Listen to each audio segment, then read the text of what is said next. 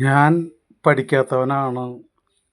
Iran ഒരു ഭീകര രാഷ്ട്രമാണ്. വിദ്യാഭ്യാസമില്ല, ചരിത്രബോധമില്ല, ഒന്നും അറിയാതെ വെറുതെ ഇരുന്ന് വീഡിയോ ഇടുകയാണ്. നിങ്ങൾ സദയം ക്ഷമിക്കുക. ഞാൻ ഇറാൻ്റെ അല്ലെങ്കിൽ അങ്ങനെയുള്ളവരെയൊക്കെ ഞാൻ അലക്കി വെളുപ്പിക്കുകയാണ്.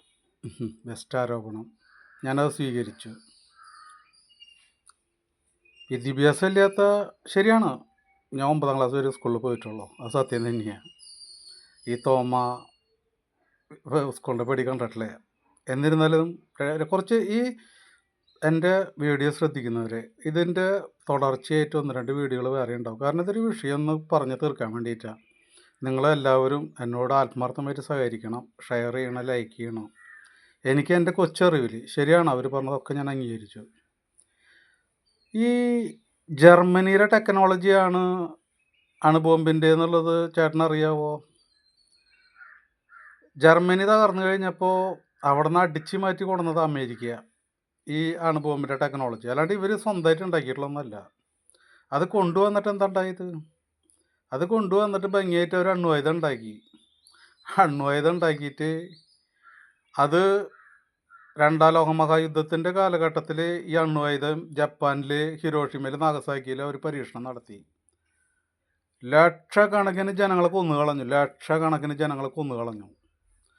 അംഗവൈകല്യം വന്നവരും ഇതിൻ്റെ പ്രസരണമായിട്ട് പിന്നീട് ചത്ത് ജീവിച്ച ലക്ഷക്കണക്കിന് ആൾക്കാർ ജപ്പാനിലുണ്ടായിരുന്നു.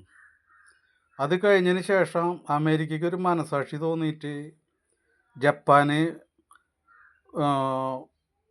അമേരിക്കയായിട്ടുള്ള വ്യാപാരം നടത്താനായിട്ടുള്ള ഒരു സാഹചര്യം തുറന്നു കൊടുത്തു. മനസാക്ഷി കുത്ത് ദശലക്ഷക്കണക്കിന് ആൾക്കാരെ കൊന്നുകളഞ്ഞിട്ട്.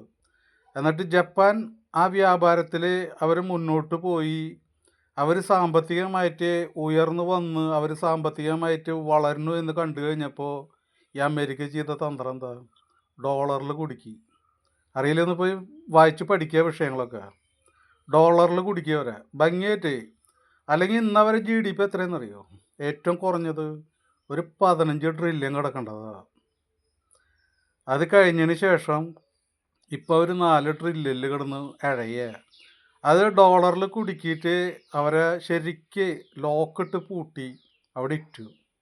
ഇന്ന് അവരുടെ ഒരുപാട് പൈസ, ട്രില്യൺ കണക്കിന് പൈസ ഇന്ന് അമേരിക്കയിൽ ഡെപ്പോസിറ്റ് ഡെഡ് മണിയായിട്ട് കിടക്കുക. എത്ര 40-50 കൊല്ലത്തോളൊക്കെ ആയിരുന്നുണ്ട് അവരവിടെ ഡെപ്പോസിറ്റ് ചെയ്തിട്ട്. അങ്ങനെ ജപ്പാനിലെ ജനങ്ങളെ കൊന്നൊടുക്കിയിട്ട് അവർ വളർന്നു വന്നപ്പോൾ അവർ ഡോളറിൽ കുടുക്കിയിട്ട് അവരെ തകർത്ത് കളഞ്ഞിട്ട് ഇന്ന് ജപ്പാൻ എങ്ങനെ കിടക്കണമെന്നറിയോ?